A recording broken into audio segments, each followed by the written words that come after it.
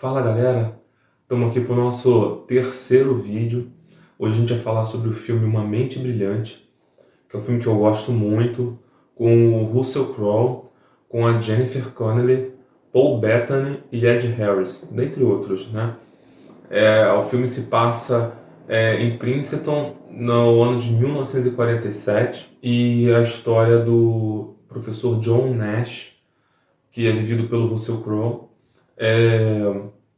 Bom, no começo, logo assim, da trama, aparece a questão da rivalidade, né? A gente está aqui para falar sobre medo e temor, mas essas questões não aparecem sozinhas, né?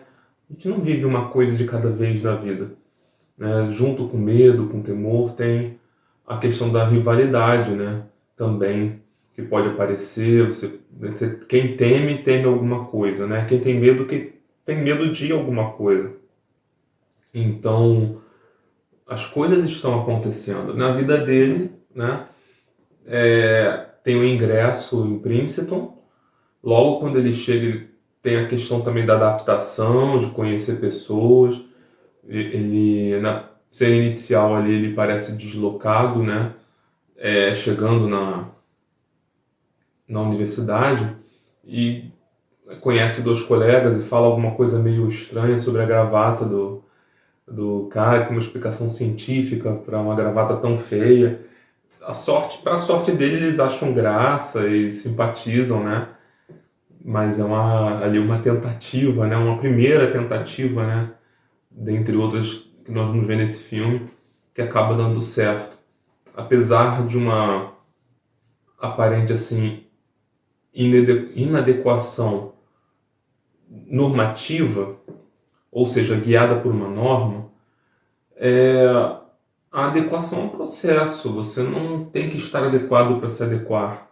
Você se adequa adequando-se mesmo, né? E ele chega ali e dessa maneira é a maneira que ele faz amigos, né? E mesmo com uma fala incomum, ele de uma certa maneira se adequa ao seu modo, é claro, e faz amigos, enquanto talvez outras pessoas não necessariamente, ou melhor do que ele. Não é uma competição também, percebem?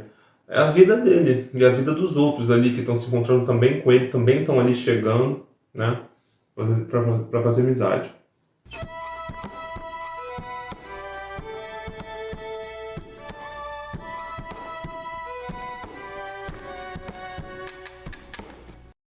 Um desses colegas é relativamente assim conhecido porque ele sempre ganha uma bolsa, né, específica em Princeton, e aquele ano ele teve que dividir a bolsa justamente com o John Nash. Então, o John Nash tá sabendo de alguém tal, que é o Martin Hansen, que é vivido pelo ator Josh Lucas, e é esse cara com quem ele tem a rivalidade, né, que se torna um dos amigos dele. Acho que ele vem a ter essa rivalidade principal ali no filme, né? Lembrando a todos, principalmente quem está chegando agora, né, que o nosso canal a gente sugere sempre que você assista o filme antes. Então o filme é Uma Mente Brilhante, assista antes, porque não tem como não dar spoiler. Eu vou estar falando do filme aqui todo, né? Então, se você não viu, ia ser chato, né? Você já vê depois sabendo, mas aí fica, né, a opção de cada um. Mas a gente está comentando em cima do filme. E tem uns vídeos de apresentação para que vocês assistam. Vou colocar disponível num card aqui para vocês. E, bom, a ideia é que vocês assistam primeiro o filme, tenham as suas próprias impressões do filme, A Mente Brilhante, está disponível online. E quando eu digo online, assim, joga no Google lá Uma Mente Brilhante, dublado, legendado, tem como você baixar, tem lugares que alugam, que vendem, tem como botar, tem várias maneiras de vocês acessarem. Mas eu vou procurar sempre estar colocando filmes que vocês conseguem encontrar online relativamente fácil, jogando no Google ali que apareçam vários resultados, filmes acessíveis, né? Fáceis de ver, porque além, né, você já tem o trabalho de estar vendo o filme para assistir esse vídeo, então o mínimo é colocar um filme que vocês consigam acessar com certa facilidade, senão dificulta muito. E esse filme, então, né, que eu estou comentando.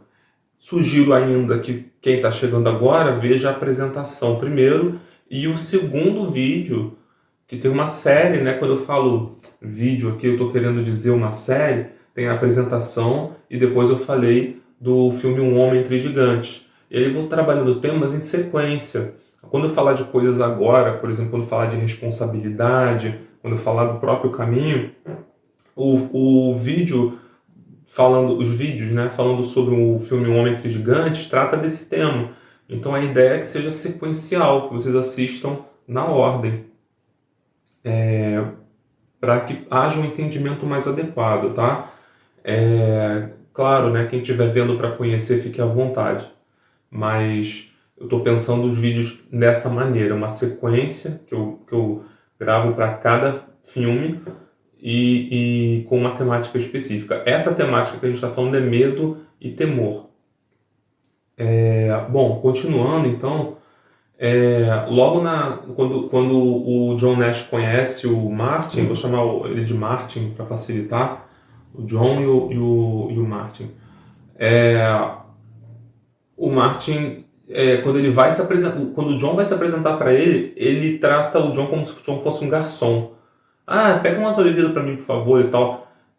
Sacanagem, né? Assim, desculpa, eu confundi, eu calculei mal.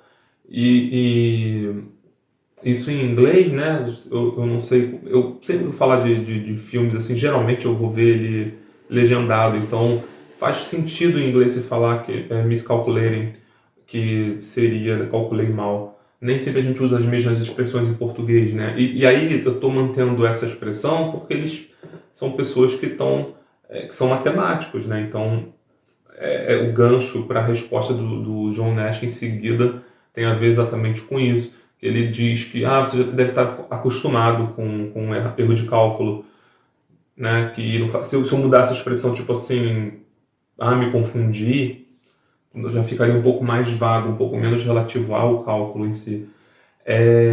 Enfim, aí o John Nash fala pra ele, tipo, eu não vou conseguir chamar de John, vai ficar John Nash.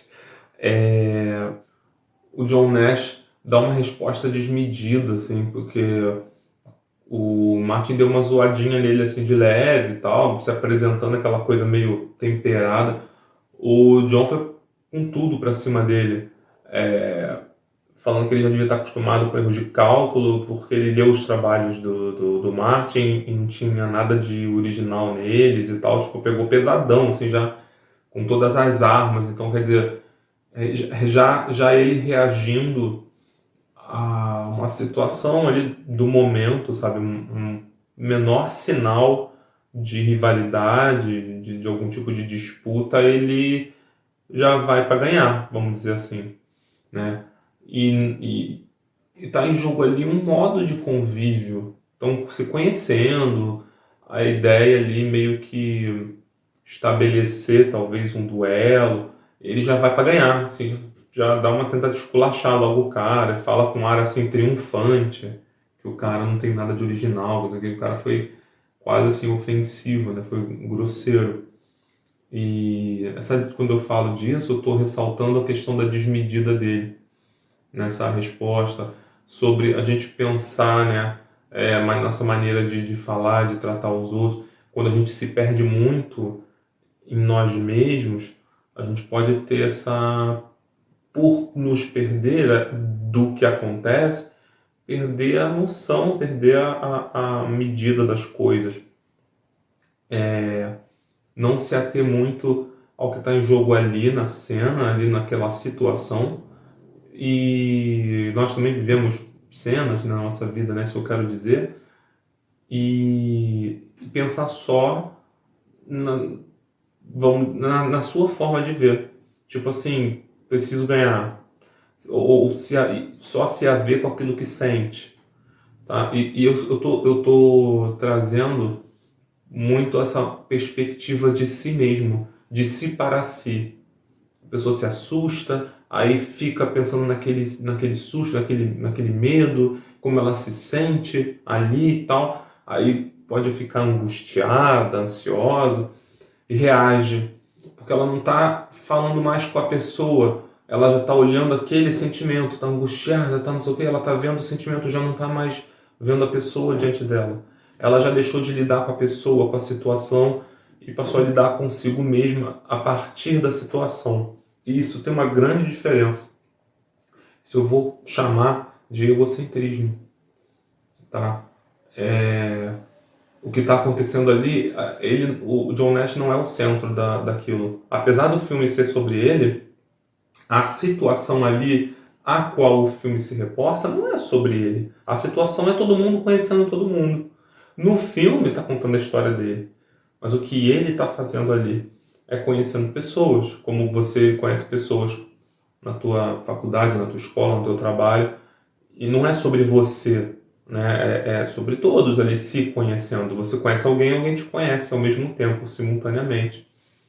E ele perde de vista isso, ele meio que é como se ele saísse dali e fosse para dentro de si mesmo avaliar seu estado e calcular a resposta adequada. Quando ele sai para calcular alguma coisa, que a gente faz isso, né? O que eu respondo? O que eu faço? Quando você começa a pensar ali com seus botões, vamos dizer assim, você já está numa relação consigo mesmo, com as suas ideias. E já não mais ali fora, vamos dizer, eu não gosto muito dessa coisa de fora e dentro, mas ali na situação imediata de correspondência.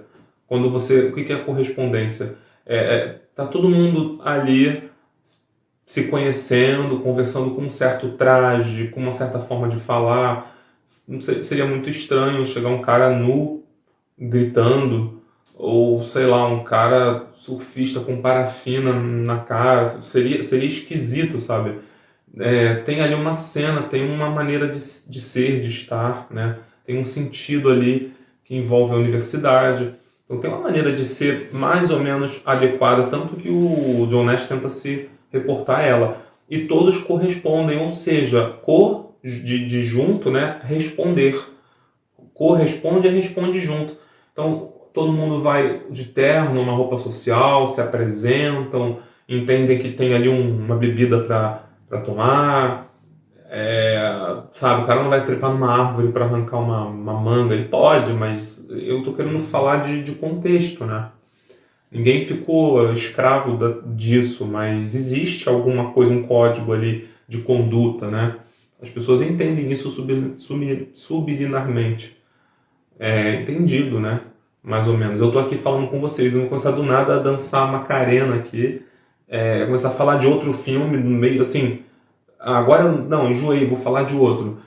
A gente dá uma continuidade e vai fazendo uma coisa que muitas vezes pode ser previsível em certos aspectos. Apesar de vocês não saberem o que eu vou falar, né? Vocês estão esperando que eu fale mais ou menos de uma determinada maneira, minhas ações, meus gestos, questão de roupa. Se eu chegasse aqui também com roupa de banho, se eu chegasse aqui com roupa de extremo frio, vamos dizer, com aqueles gorros, seria, né, tipo, inadequado, né? Tipo, tá até um pouco mais frio hoje, mas não tá nevando, e lá também não. Então,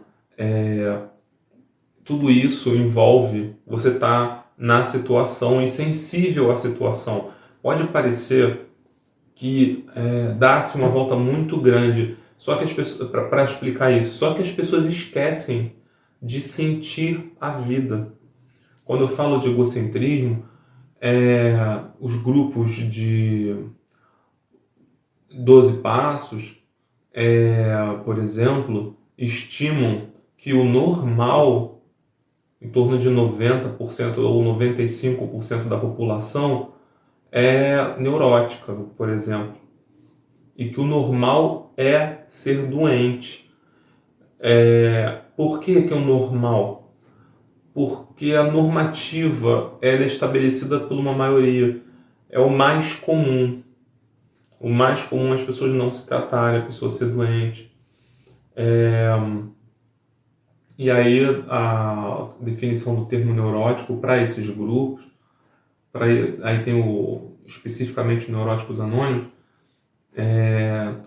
não é nada de outro mundo, é tipo qualquer pessoa cujas emoções interferem no seu comportamento. O que aconteceu ali com o John Nash, por exemplo, seria o caso.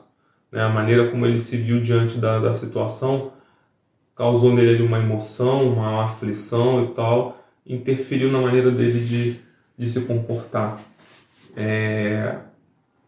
Vamos dizer que tirou ele de um estado de uma serenidade ou de uma ansiedade mais branda para uma coisa mais exacerbada, vamos dizer assim. Bom, eles iam ter que dividir a bolsa, né, o John Nash e o Martin Hansen, então, aparentemente, eles entenderam que eles rivalizavam ali, que eles tinham mais ou menos o mesmo nível, né? Para esse aspecto eles tinham, né? Conseguiram a mesma bolsa, porque, né, minimamente eles eram semelhantes em alguns resultados. Dali ele já sai para ter conversas com um amigo imaginário que chega, que é o Paul Bettany, que faz o papel do amigo dele. E esse amigo já chega todo descolado e tal. Mas já o John Nash já vindo numa situação de pressão, né? Então ele já chega assim com essa dificuldade de se relacionar, com a coisa da rivalidade. Quando ele também chega e dá uma resposta, e dá esse tipo de resposta, que é no mínimo estranha, as pessoas estranham, né? Possivelmente, né? Ele percebe o estranhamento das pessoas. Isso também não é fácil de você viver dessa maneira. Imagina você, né, falar com as pessoas e tal, além da emoção que você sente, você dá uma resposta que as pessoas reagem mal, reagem esquisito. Deve ser muito difícil você se sentir inadequado, assim, muitas vezes. Acho que uma vez ou outra todo mundo se sente, né? Eu com certeza já me senti muito, eu já fui muito tímido, muito às vezes inseguro, então eu consigo me colocar no lugar dele, né? Muitas vezes inadequado, né? Acho que todo mundo passa por isso, né? E aí eu consigo imaginar como deve ser para ele, né? Eu consigo me imaginar no lugar dele. Bom, daí, né, com essa pressão toda, né, esse amigo imaginário dele vem de uma certa maneira aliviar essa pressão. Não que ele venha para isso, mas é isso que ele acaba conseguindo. Ele chama muito o John para as coisas da vida, para aproveitar o momento, coisas do tipo, né? Beber, sair, o tempo todo falando com ele, estudando demais, como se fosse chato, todo crítico, né? E ao mesmo tempo,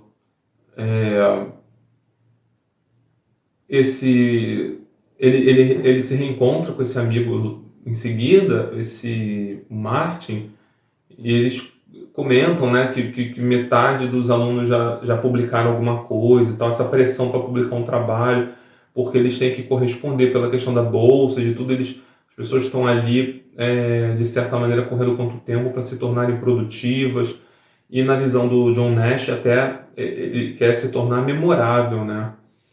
Então olha a pressão, você, né, nunca fez nada desse tamanho, né, e de repente tem que fazer. Ele coloca muita pressão sobre si mesmo. E junto com essa pressão, com essa importância, esse fundamento ali da vida dele, essa obrigatoriedade que ele cria a partir do entendimento do que se faz necessário ali, nessa investida desse caminho, vem a possibilidade de um fracasso, a possibilidade de não conseguir.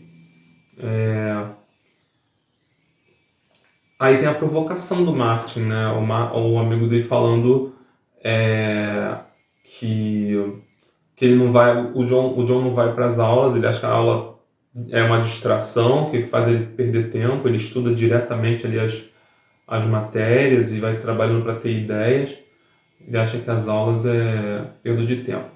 Mas aí o Martin provoca ele falando que não, que é medo da competição, que o John demonstra ficar relativamente estressado, medo de se expor. E aí são dificuldades reais de uma grande maioria, né, das pessoas. Quando você apresenta algum trabalho, quando você se expõe. Né? Eu estou fazendo aqui o vídeo, estou me expondo para as críticas, para elogio, para tudo. Eu tô tem uma decisão, né? Você não pode fazer um negócio, publicar alguma coisa sem achar que você vai ser visto. Você vai se tornar público, né? Como é que você não vai ser visto? Então, medo dessa competição, de alguém que faça algo melhor. E ver pela régua do próprio John Nash, olha o que ele fez com o Martin na primeira oportunidade. Criticou de uma maneira, poxa, nada delicada, nada considerada. Então, de que ele não tinha feito nada de original.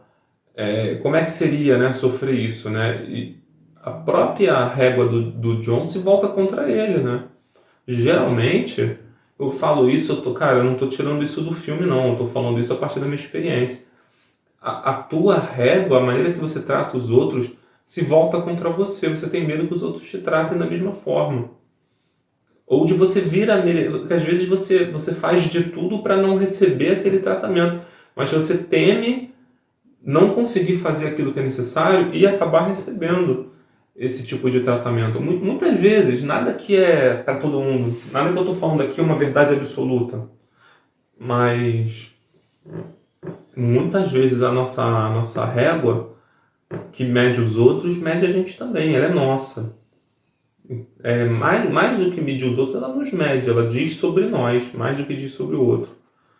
Né? Então, essa maneira implacável do John ver o fracasso ou pelo menos de criticar o Martin, é a régua que ele olha para si mesmo. Esse é o entendimento dele de mundo. Então, faz todo sentido. O Martin bota a pilha, né? E ele fica tenso. Até que tem uma cena, né? Que ele desafia, eles estão ali num lugar, ali numa área externa, e o Martin chama para uma partida num jogo lá de tabuleiro que eu não sei qual é. E pergunta, e o John é irônico, né? Fala aterrorizado, mortificado, petrificado. Mas ele meio que tá assim. Logo em seguida, quando o Martin fala algumas coisas, ele fica bem mexido, né? O Martin tá ali e tal, falando, até que ele toca na ferida, né? Teve vários trabalhos publicados de uma galera, e o John começa a um por um, não, esse aqui é isso, aquele ali é não sei o quê. Ele tem uma opinião sobre todos. Nenhum é muito bom, nenhum é realmente bom. E meio o Martin, tá, mas e o seu? Aí ele diz que é paciente, como se tivesse tudo sob controle. Mentira, né? Mostra ele todo preocupado, ele lá no quarto dele, com o amigo dele, quebrando a cabeça e tal. Até que o Martin fala, e se você acabar não saindo com nenhuma ideia original? Né? Aquela coisa, o Martin ser reconhecido, o Martin chegar lá e ele não, né? E se você perder, e o Martin na cena ali, né, na hora que ele dá um checkmate, na hora que ele ganha ali no jogo do tabuleiro, e se você perder, e aí ganha ali no jogo também. E aí eu não sei o John fala que aquele jogo ali tá viciado, né? Fala alguma coisa nesse sentido, como se tivesse algum tipo de trapaça, alguma coisa, como se não fosse possível. Mas ele mexe com a possibilidade de que alguma coisa dê errado. Né? Não é sobre o que ele sabe, mas as coisas darem errado e tal, de você não ter o controle, não chegar onde você quer. E aí ele demonstra como aquilo ali abala ele, né? Fisicamente ali, ele tem aquela manifestação, ele sai dali cambaleando da cena ali, derruba tudo, ele se desorganiza, vamos dizer assim, totalmente. Aí que ele mergulha mesmo na neurose lá no trabalho dele lá, nas buscas dele pelos resultados e começa a ficar desesperado, né? Tudo isso por quê? Ele quer muito produzir porque ele quer contribuir para um mundo melhor, quer ser memorável, quer corresponder, talvez um merecimento de estar ali. Tudo isso tem a ver com receio de não conseguir, com temor, né? E se não der certo? E se, né?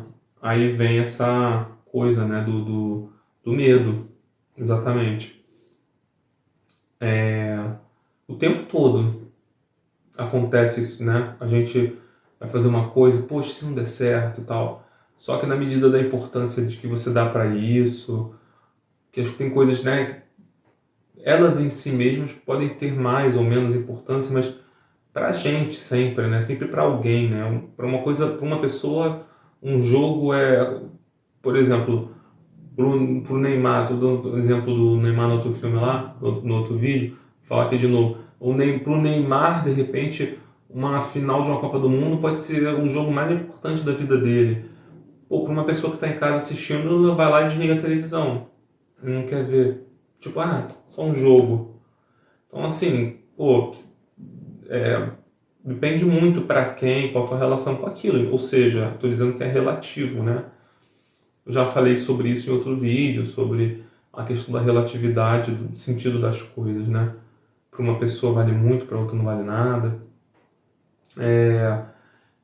E aí essa primeira parte, né, do vídeo encerra-se assim, né? Ele super tenso, se vendo diante da possibilidade de não conseguir, e é muito difícil. E, bom, e aí a gente começa a falar, né, do quanto os medos podem interferir, as emoções, né, podem interferir, né? E quando eu digo medo, a gente pode colocar o receio, né, junto, um tipo de medo. Uma coisa importante sobre isso também é o seguinte: sempre o sentido das coisas é o sentido para você, é o teu sentido. E o cara tá lá em Princeton, ele tá vivendo aquilo ali, realmente, assim. Tem outras cenas no filme que a gente vai falar mais a seguir que não vão ser tão diretamente verdadeiras enquanto cenas que ele está vivendo do que essas, mas vão haver várias e de tipos diferentes, né? Você já viu o filme, vocês sabem. Agora, tem uma coisa que é importante para vocês pensarem, né? Tudo isso que eu estou falando, né? Mas, assim, uma coisa é você ter medo de leão, um animal leão. Você tem medo de um leão e aí você está no safari e você vê um leão ali, tu tá no teu carro e você avista um leão e caraca e tal. Aí você vai e checa se a porta tá bem fechada, sobe o vidro todo do teu carro, ou vai embora, pega o teu carro e vai embora. O leão tá ali. Você tá no safari, pô, vai que o leão pula, quebra o vidro, sei lá o que, ataca o teu carro. O medo, ele é importante. Ele te ajuda a você se preservar, sabe? Você, por exemplo, o medo tem relação direta com cuidado. Por exemplo, se você queimar a tua mão no fogão, você vai ter um receio, você vai agir com mais cuidado para não se queimar de novo, né? Você queima a sua mão, dói, você não vai querer queimar de novo. Se você leva um choque encostando numa porta, digamos que a porta está ali, tem algum problema ali próximo e você toma um choque, você vai ter medo de botar a mão de novo na porta e levar outro choque.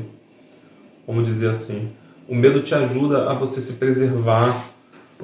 O medo é uma informação, né? Ele tem uma função. Não é pra gente viver com medo, mas o medo ele não tem que ser indesejável. Ele tem um lugar certo para ele. Uma função ali. Se você não tiver medo de nada, você vai morrer cedo. Tem pessoas, por exemplo, que, assim como a dor, né? Tem pessoas que nascem sem sentir dor. Tem alguma mudança na estrutura ali do sensorial, não sei bem o que acontece, né? Tem gente que nasce e não consegue, e não sente dor. Eu lembro até de um capítulo no House que tinha uma menina, aquela série House, tinha uma menina que não sentia dor. E já tinha se quebrado não sei quantas vezes e tal, ela não se cuidava. Então, assim, existe isso e a pessoa geralmente morre cedo, né? Porque assim, ela não aprende a se cuidar, ela não zela pela sua vida. E também tem uma coisa, se a pessoa tiver uma hemorragia, se a pessoa tiver um negócio, uma coisa mais séria, ela não sente, ela nem sabe. A informação de que ela está mal, ela não sente dor. Muitas vezes ela pode estar ferida mortalmente e não saber. E vai para casa e, sabe? Essas coisas contribuem para a nossa preservação, né? Falando isso no sentido de nós que estamos aqui supostamente com o intuito de nos cuidarmos, né? Cuidar de nós mesmos. Então, por que eu estou dizendo isso do leão? Uma coisa é você ter medo de um leão no safari. Outra coisa é você ter medo de cruzar com um leão no centro da cidade. Você andar de carro aqui no Rio de Janeiro, por exemplo, ali na Candelária, olhando para fora do carro procurando leão. Ou com medo de um leão vir de repente, aparecer, você não, sabe? Você dormir com a janela aberta com medo de leão. Então aí vem aquela coisa mais, por assim dizer, mais, né, patológica. E é disso que se trata, assim, sentido, se situar, né? E aí a pessoa sente muitas vezes um medo, por exemplo, medo de cachorro, que é um animal que está presente no nosso cotidiano. Mas o cachorro está longe, o cachorro não está vendo a gente, não nos ameaça, a gente não está... A gente pode ter um medo de um cachorro, mas assim, tem um medo de que o cachorro nos morda, que ele chegue perto. Mas muitas vezes o cachorro está longe, está trancado, e a pessoa sente medo mesmo assim. Então é um medo, assim, sabe, já que a pessoa não está vivendo uma ameaça, ela não está vivendo algo que ela precise se proteger e tal. Pode ser, por exemplo, você passa numa casa, tem um cachorro, você te dá um medo, você fica alerta, né, ok. Mas, pô, você tá na tua casa, aí na rua de trás você escuta um cachorro latindo, você fica com medo. Isso te atrapalha a viver, né? Isso, você vai estudar a céu aberto, aí tem cachorro lá onde você tá, pô, mas, sabe, o cachorro tá longe de você, e você não consegue gozar de uma certa liberdade. Então, são coisas assim bem diferentes para quem pensa sobre, né, buscar ajuda a partir disso. Esse exemplo que é meio que uma brincadeira, né, ficar com medo de um leão na Presidente Vargas, ali na Candelária, é meio por aí. Ter medo em si não é errado, mas você ter medo de uma coisa que faz sentido. Você não pode ver um cachorro que você fica totalmente perdido. Tem gente que tem medo de galinha, tem gente que tem medo, de verdade, tem de aranha, mas em que medida, assim, pô, eu não quero que uma aranha me morda, eu não vou botar a mão numa aranha. Tem gente que põe, tudo bem, mas eu não entendo de aranha, eu não sei qual é venenosa, qual não é, eu não coloco minha mão. E se ela pular em mim, eu vou ficar cheio de medo. Já não tenho medo de cachorro, por exemplo. Agora, se eu vejo um cachorro que eu sei que tá bravo, tá latindo, tá vindo na minha direção, o cachorro pode me atacar, eu vou me cuidar, vou me proteger, né? Vou sair correndo, né? E essa ideia, assim, de uma coisa mais ou menos adequada para que você possa viver as outras coisas, porque o mundo não se resume a cachorro. Se você fecha ali naquela cena, cachorro é como o John Nash faz ali, que se fecha para si mesmo e fica vivendo a emoção ali só, fica vivendo o medo, tá? Essa é uma coisa que é importante para a gente se cuidar.